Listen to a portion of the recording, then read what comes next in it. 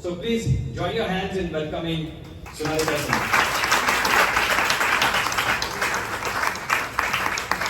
Hi, good evening. I have to say this means really strange. I see everybody at the podium and now on this side. Loud. Okay, can you hear me now? Is it better? Yeah. Thank you for coming. I'll try and make it as short and crisp as possible.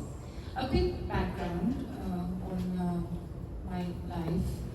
I'm the daughter of an naval officer, so by profession he was in the Indian Navy.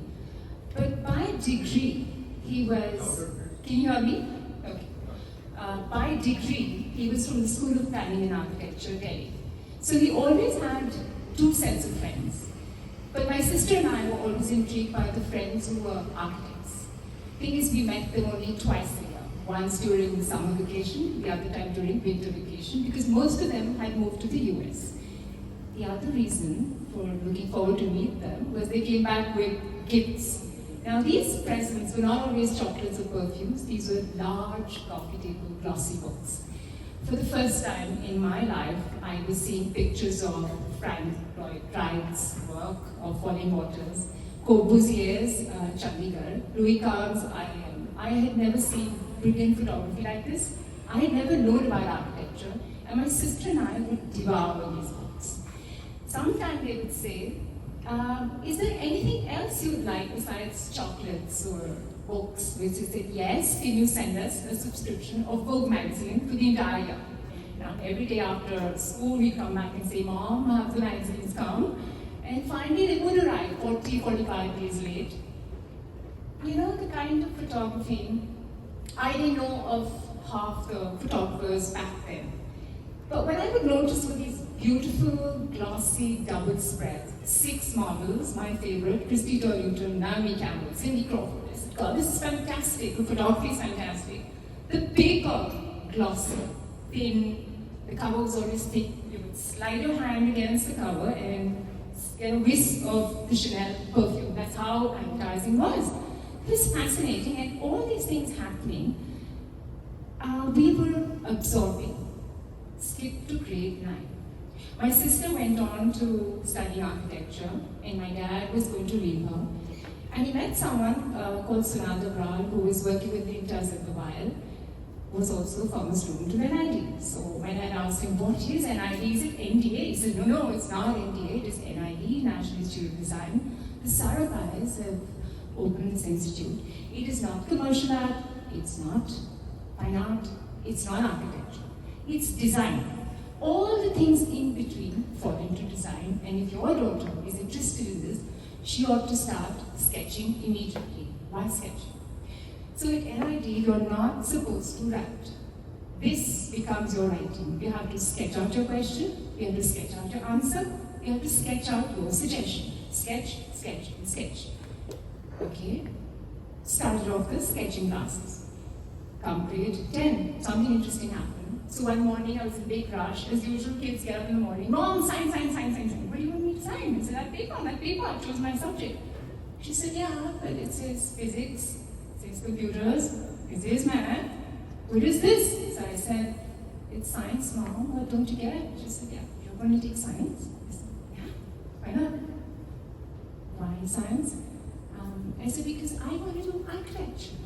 She said, you want to do architecture? Why do you want to do architecture? I said, because Bubbles, my older sister, wanted to do, she wants to do architecture, she loves architecture, and I'm going to do architecture because I like it. So my mom's answer, my mother incidentally never ever intervened. She was a typical, kind, loving mom, but first time put her foot down. She said, it's interesting, Bubbles wants to do architecture because Bubbles loves architecture. You want to do architecture because Bubbles loves architecture and you like it. What is wrong with you? I said, what do you mean? She said, I don't think you like it as much.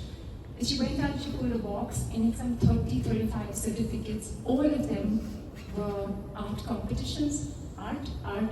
No computer, no physics, no math. She said, does that give you an answer? Don't you want to do something that you love instead of doing something that might look good on you? Are you chasing, you want to be intellectual? Nobody cares. Do something, do it from the heart. Come back, we'll sign it tomorrow. I think it just gave me think time. I realized that at the end of the day, I should do what I do and I do best. So yeah, well, that's history there, sciences. What she did was took me in 11th grade to CNID, appear for the exam, and the rest was history because I got a question. There weren't any rules at that time, so 11th grade I was back. And yeah, so now we get on to the next question. In a way, if you think about it, that these were really pivotal decisions and pivotal moments in your thinking, right? And the very important decisions in your life, because she could have become a not so good architect or an architect where her passions lay somewhere else and her job was somewhere else. So I think that this happens to every child during this stage of self-discovery, and to have the right guidance and the right connection is so important. So I say that behind every successful child, there is a mother. And incidentally, her mother is right there in the audience. So a big hand to all the mothers who've been, yes? It's okay, she's waiting. Yes, there she is. Yeah. You mentioned that your early education at NID was a vital foundation for allowing you the choices that you made and the access to different careers that you had later on in life. Tell us a little bit about your experiences at NID and how did it open these opportunities for you? So NID is like the mecca of design. There is product design, ceramic design, there's furniture design, there's graphic design, there's filmmaking design across the board. And the first year they let you into all studios and you're expected to know all the tools from lathe machines to the loom, you're supposed to know everything. Come second year, you start to super specialize.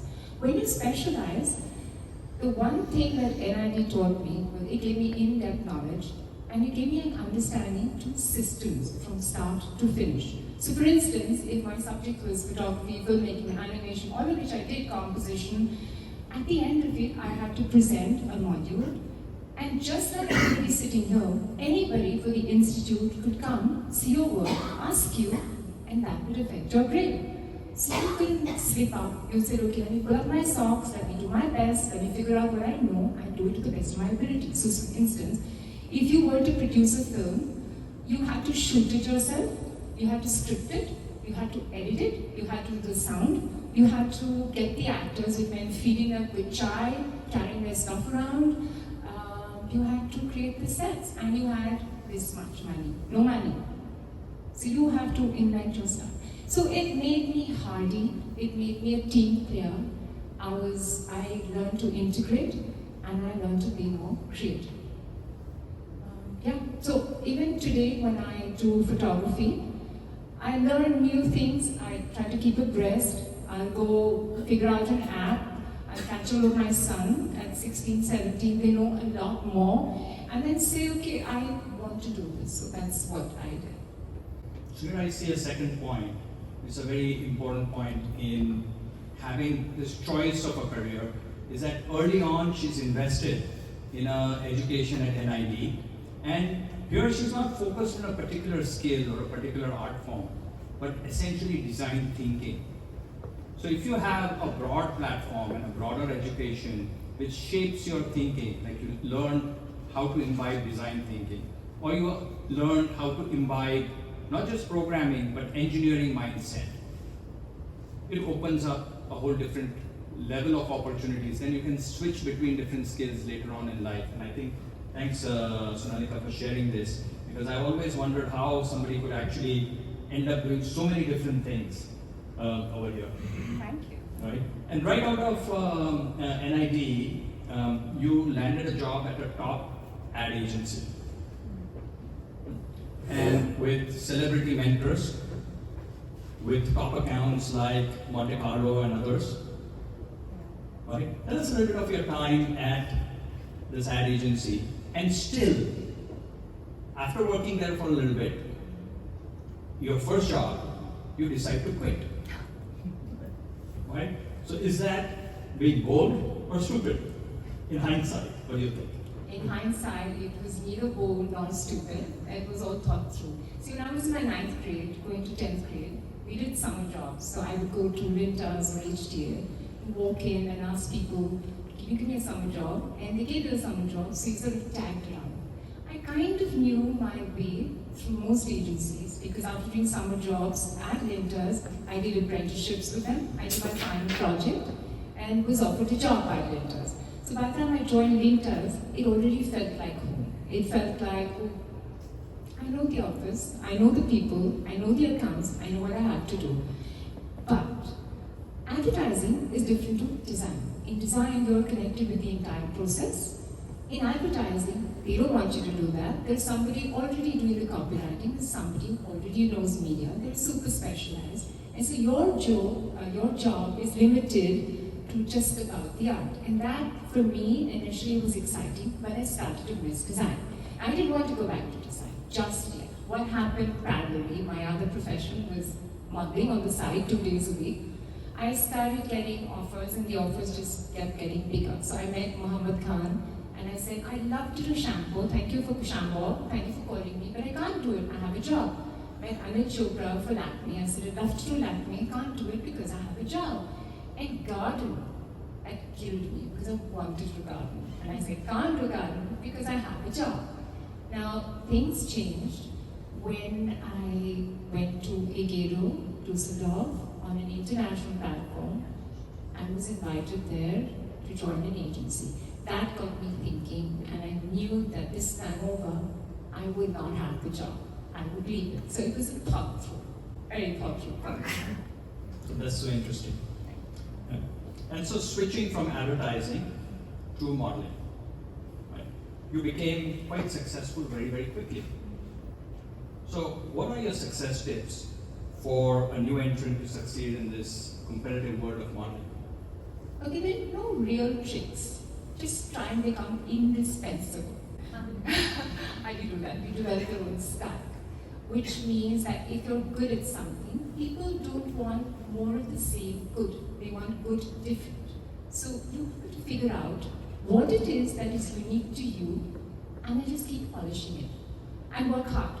Now, hard work is the most misused, abused word I've ever heard. When people say, I worked so hard, it was almost like they died. They didn't eat, they didn't sleep, they didn't socialize.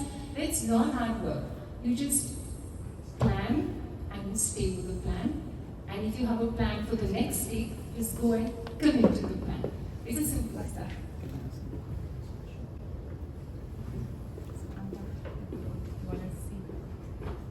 So can we call that like using your design mind to design success? Right? And now in the audience, who wants to see Sunalika's modeling pictures from the time she was 20 years old? I love the Imperial community. So supportive. Let's go for it. We have to open the. I want him back though before I start. That's my rock of Gibraltar. So.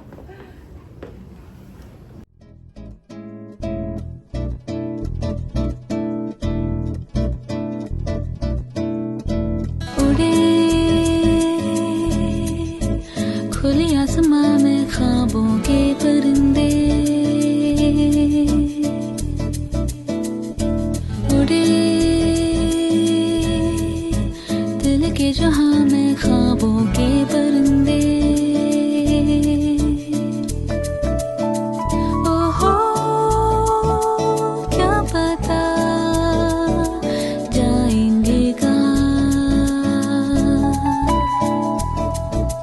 खुली है जो पर कहे ये नजर लगता है अब है जागे हम फिक्री जो थी पीछे रह गई निकले उनसे आगे हम हवा में बह रही है जिंदगी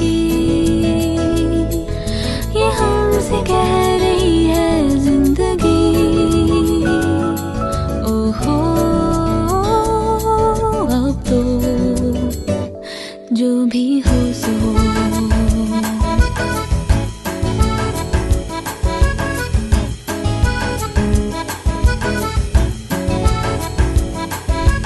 उड़े खुले आसमां में ख्वाबों के परिंदे, उड़े दिल के जहां में ख्वाबों के परिंदे। ओहो क्या पता जाएंगे कहाँ।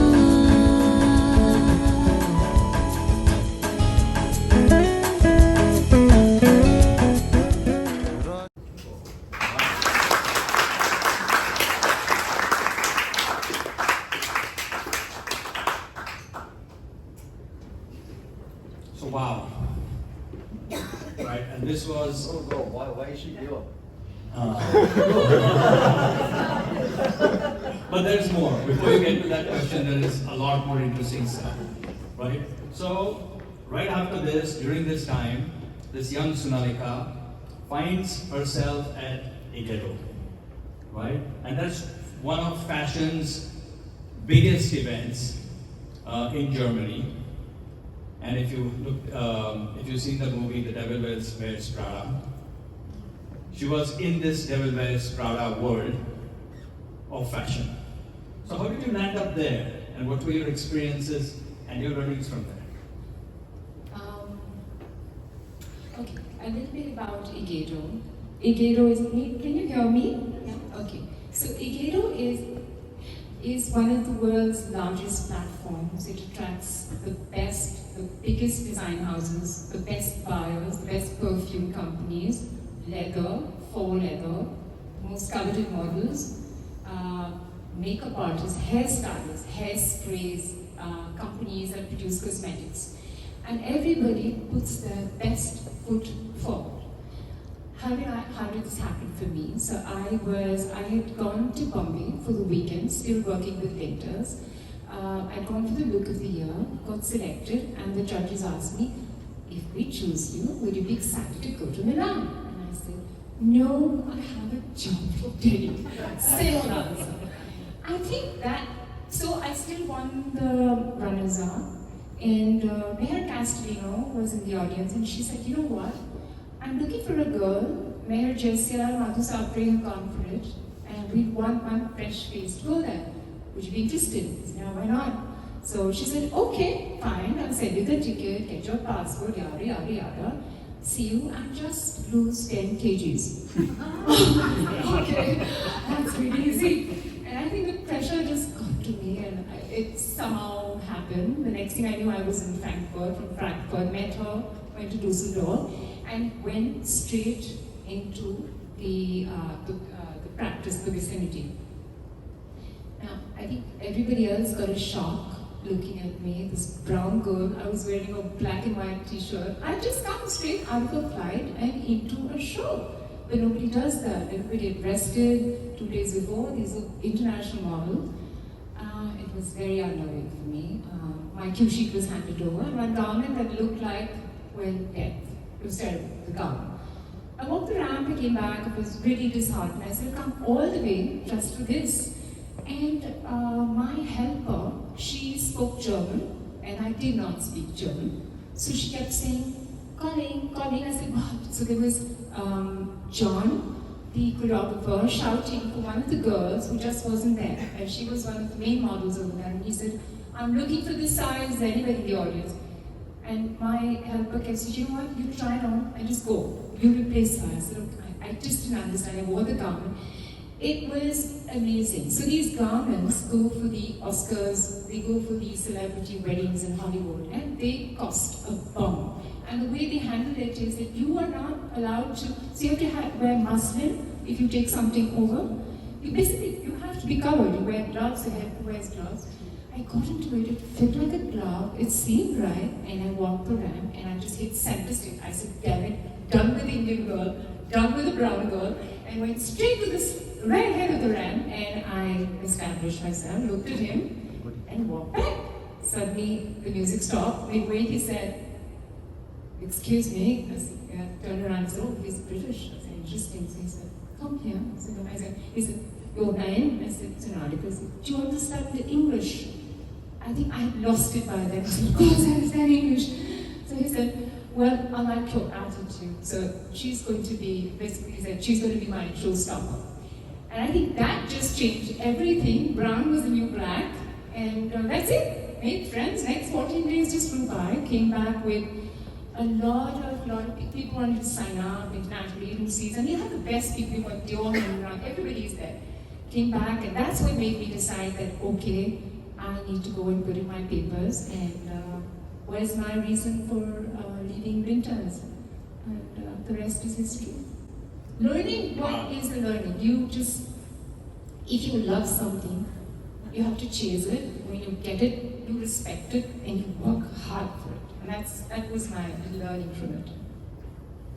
Just your confidence and your just landing up there, right? And it just creates all these new opportunities which you never really planned for. So please keep playing the game. Never be out of the game. I think that's a huge learning, and things will start falling your way. So it's really inspiring. But to tell you now, you're at one of the most sought after models when you came back from there. Near the top of your modeling career, isn't it? Yeah. Right? And you again decided to quit. At the top of your career, you decide to quit, right? And to pursue a new career, starting on the ground floor in design. Right? And what was this journey like for you to recast yourself as a professional designer? Okay, so that was always the plan, to go back to design. That was always the plan. See, at the back of my mind, I always knew I had a master's in design, and I knew that at some stage I could go back to it, and I would go back to it. But modeling has a shelf life. You have to, you have to be there. And I had done all international shows. I worked with all the big brands. I've been all showstoppers for all designers in India. I've done film, I've done print. I got everything from it. And so it felt good. And I was missing design. And my last few designer thing I had was After Ali's show, and he was very upset. He said, सुना है आपने हमारे अगले seasons के लिए कोई booking नहीं ली. And he speaks in Urdu, the Lucknowi. I said, आपने ठीक ही सुना है, लेकिन आपके लिए नहीं, वो सबके लिए है. He said, oh, then I'm not upset. He said, but what happened? Something personal. I said, no, nothing personal. I'm going to go back. I'm going to resume designing now, which is I will do that 5 days a week, and this will be done 2 days a week. So then he said, you know what, I'm meeting ITC1. I make a movie for Arjuman. In fact, he's the one who's making Umrajan. So now he was making a film on Arjuman. He said, it's about the Taj, and we need somebody to do movie graphics. Do you do all that? I said, yeah, I do all that. So he said, okay, meet me at the ITC headquarters at 10 in the morning. I met. So they liked the work. Fortunately for me, they became my clients. Muzaffar was unable to raise the money. It was working too expensive. And then started my journey. Alternatively, I got a call from another, and this is all tagging. It just got lucky. Somebody called and said, we're calling from Orthogenesis. We're looking for somebody to do 4 PVRs in Delhi. Are you interested? I said, whose office is this? It's Sonali. I said, oh, Sonali, man, put it on that. I said, Sonali, why me? He said, because nobody else wants to do it. Because it was so frightening. So they had this guy, James, coming from Village Road to Australia. He said, I'll train you. Are you willing to learn? I said, yeah, let's get on with it. And that was it. I wanted to do the work. It fell into my lap. And that was the plan. So. There again. Right? I think it's just pure confidence. And if you have the confidence and the courage to take on new challenges, you will be surprised at what you can actually achieve. And I'm just keep getting more and more amazed about the way you think and the way you have developed your career. But now we come to a very interesting phase. Now picture this. There is a swimming pool, and this glamorous model comes out of the pool.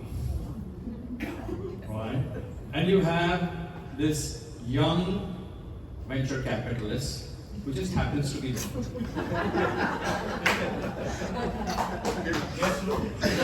Take us through the rest of the scene. So I ran in slow motion. You ran in slow motion. And I was a tree. We danced around it. And I was so happy we just collided into each other. And I have to say my husband is my rock of Gibraltar. I think I should say now. I'm embarrassed to talk about it, but everybody, he's the man behind me, always encouraging me, he's there for me. They say there's a woman behind a man, I think there's always a man behind a woman. So.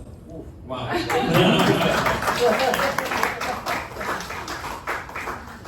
Wow. So let's think about this. Now your heady cocktail of life. It combines modeling, design, right? And still you get married, now you have a family. You move cities and join us here in this Imperial community. Right? So a lot happening there, and then there was COVID. And somehow Sunalika emerges from all of this as an award-winning photographer. Can we see some of your pictures first? And we'd like to see your pictures. So, yeah. And You don't have a choice, you trapped your eyes.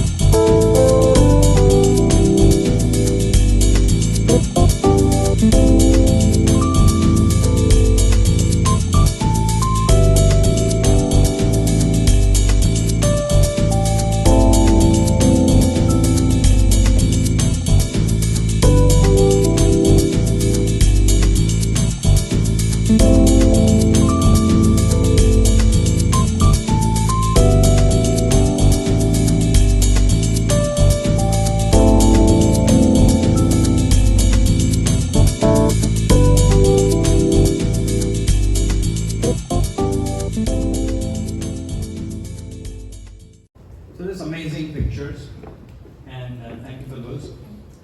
I'm thinking is, if you can take us behind the scenes, right? And architecture is one of your favorite genres. Take us behind the scenes on how you get a wow picture. What does it take to get a wow picture, right, of a building? Okay, so quickly, I don't want to bore anyone, make it too technical. I'll just quickly run you through why I love architecture, if you know why I love architecture. So when I look at a building, to me it's like meeting a person. To me a building has a soul.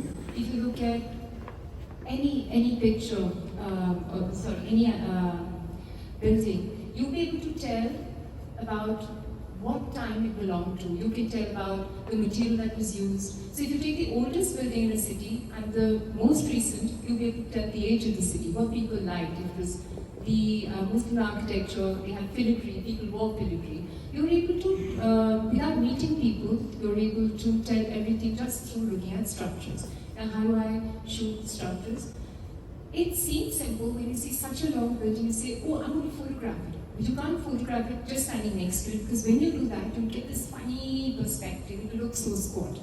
If you go back, which is the ideal situation, chances are you have another building in front. Now, how do you do it? What is the ideal situation? Ideal situation is that it should be at eye level, right opposite, with a lot of space. But that doesn't always happen. You may find the building, you may not get permission. If you get the permission, you may get the perfect spot. The weather might not be conducive. So you work with the challenges. I'm just going to show you a building that I shot in Dubai. It's called 61 at 5, which means it was a 61-story building shot from 5 different places. Okay, so to me, the building is always the protagonist. It's the hero. I look at it and say, okay, which building am I going to shoot? And getting a bird's eye view is always a good way to see which building intrigues you. This one kind of reminded me of Imperial. I saw the twin towers and they're connected with this pool in the center. What was interesting was that from here it looked like a skeleton, but it had no other buildings around it. So if you see, this entire area makes it easy to photograph a building. There were other buildings that I thought were interesting. This one, but it had so many other buildings around it that you could not get it in seclusion. So this was the first one, bird's eye view. Leading lines is what I was looking for. I said, this building will lead me onto that building, and you sort of get entry point into this building. At the back of my mind, whenever I'm shooting, it's always composition. You know, there's always that thread of thoughts running, and I must be careful about my compositions because I don't like cropping later on. This is looking at it from a distance, this kilometers away. And you see, what does it look like in context to the other stuff around it? So another photograph, I still haven't arrived at the photograph that I think works for me. This was interesting. I thought I'd found a spot. And slowly, as I moved back, everything else started encroaching. There was this plywood on top. There was this little railway station, the entry point here. And then there was that. I said, this is not working out. Then I said, you know what? This is an arch. This is an arch, this is an arch, these are arches, and this is negative space, and it's kind of balanced. Let's just include everything. So I took a photograph and went along with it, but still not happy. The other thing I look for is a bird's eye view. It's very important to try and hover around the building. Finally, thanks to Paddy, I got permission and got my final shot. Now, I liked it, but it didn't fit into this. So this is a contest specification sheet. When you are invited for a contest around the world, they expect you to do it 8 to 10 shots. If your concept is strong, if you have shot all over the world and you can tie it up in a theme, then the chances of getting noticed are much more. And so I got lucky, but this is another sheet that I'm preparing. And now let's forget about the technical. Let's move on. So Nikhil, back to you. Wow, it's amazing.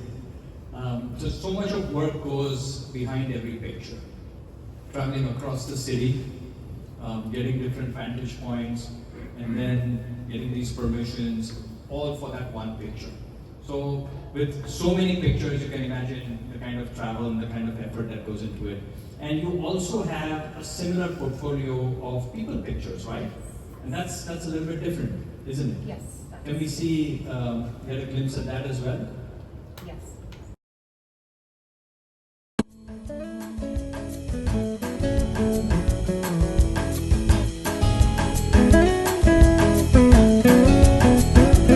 रोशनी मिली अब राह में है दिलकशी सी बरसी हर खुशी मिली अब जिंदगी पे है जिंदगी सी बरसी अब जीना हमने सीखा है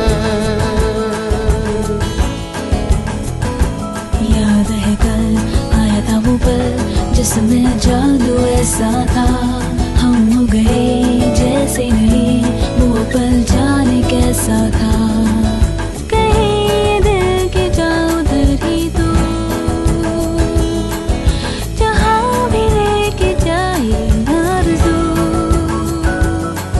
ओ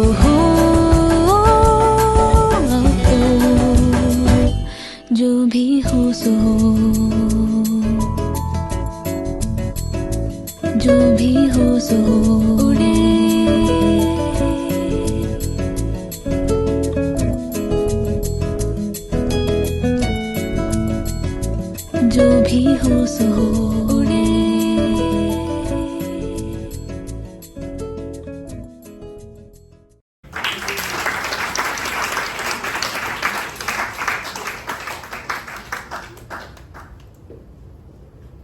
We have really good looking people in our building, don't we?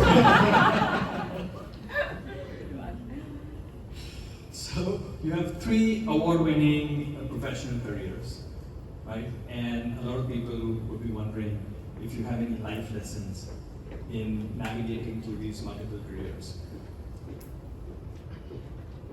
Again, important to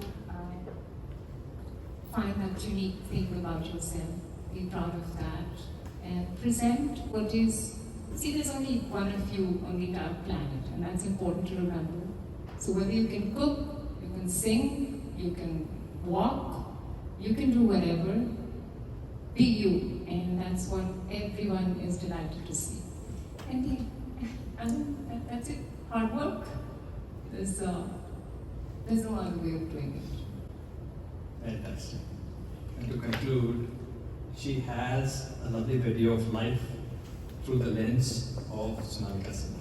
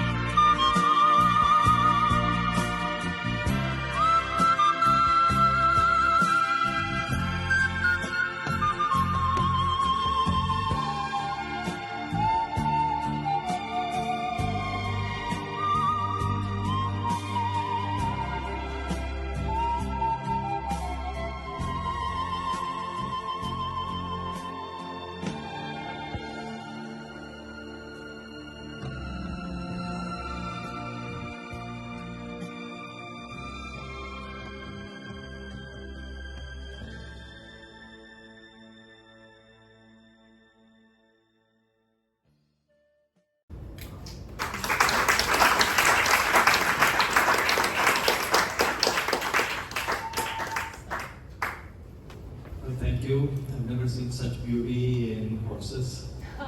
And I'm sure everybody is wondering, can you do that with our pets? Yes. Thank you so much, Sunalika. It was a pleasure having you here. Thank you. Can we please talk to Nikhil? He's really picture of God.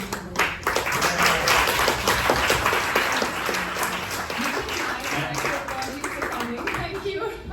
Thank Yes. you.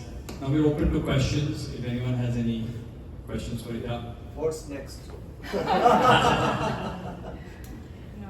this continues. We're waiting for our son to go to college, and I want to take this to the next level. Photography does not support pictures. Yes. I want to travel, but he is our priority right now, and once he's in college, then my responsibilities as a mother are far and few. So.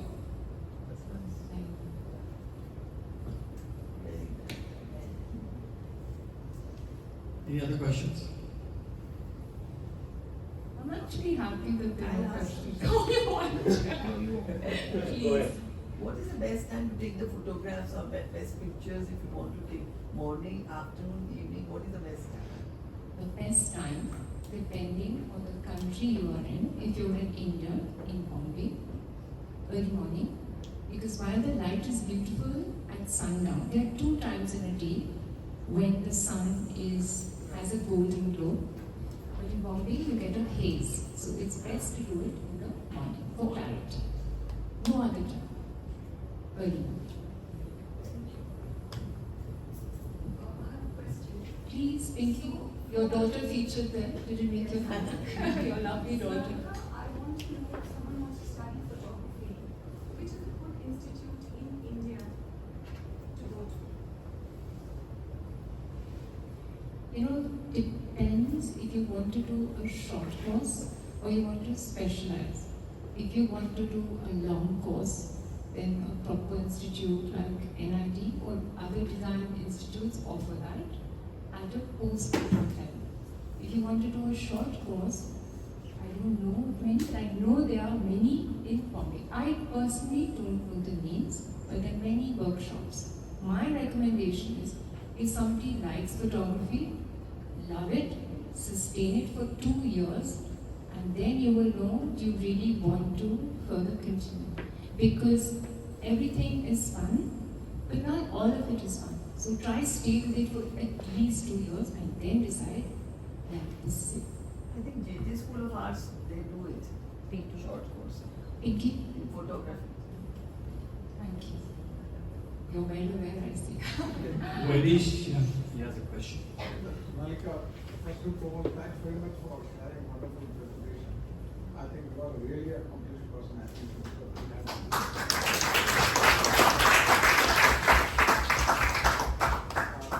my question to you is, particularly in Indian context, there's a lot of women when they start their career, they have a lot of passion, they're very good at what they do, and they always struggle with how do I pursue my passion?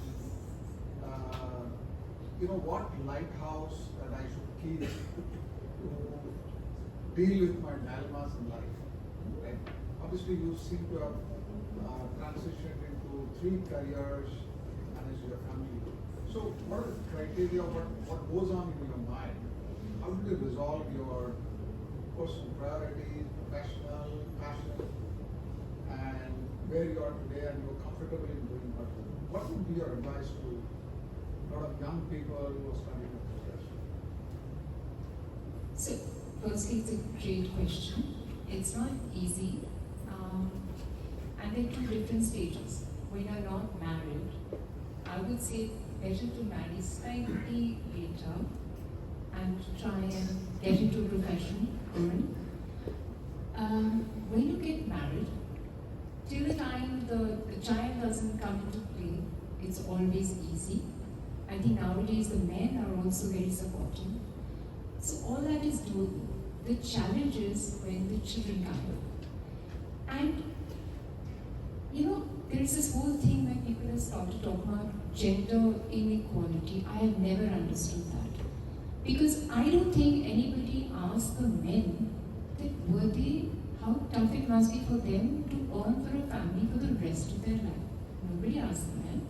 I don't think women should trip either. I think each individual needs to work it out. You can have your cake and you can eat it too, not just at the same time. So here's what I did. I can't advise anybody else because everybody's situation is different. But I do believe clear thinking. Clear thinking is very important. Luck does play it does play a chance, but clear thinking of what you want to do, what is it you're good at, and then just keep pursuing it. You will ignite that one day. And if you have other responsibilities, I think as a parent, if you can, you brought in a human being into the world, then priority lies, you have to look after your child. I know that sometimes I've had to take a back seat. I did it willingly, I wanted to, I think I'm really happy that I did it. And now back to it. So if you have a qualification in hand, you can always use it. And it's a myth saying, oh, you know what, too much time has gone. Yeah. Do you know Walt Disney? For me, I really look up to Walt Disney. So all the Disney parks were created by him. He was in his late 40s when these parks happened. So when they say all the young, new innovations, none of that. 40s, 50s, he was married. And then these parks took place. So I think if you want to do something, you have to prioritize, plan, and it will come to you. So there's no magical answer to this. Each to their own, I think. Thank you. Thank you. This got too intense. Do we get to see you on the ramp again? Good question. There are rumors that a lot of designers are still chasing you. Yeah, You can deny that. So I do have a lot of designer friends. Yes, I mean I've seen them from their NIP days. A lot of them ask, can you come, can you walk the shoot? Sometimes I do. But till the time our son is at home, priority is him. So, and besides I'm too old, I think there's some really great models out there. So. Well, thank you everyone for coming. It's been a wonderful evening. Please join us Thank you. with and help us use these bar stools for after the show as well.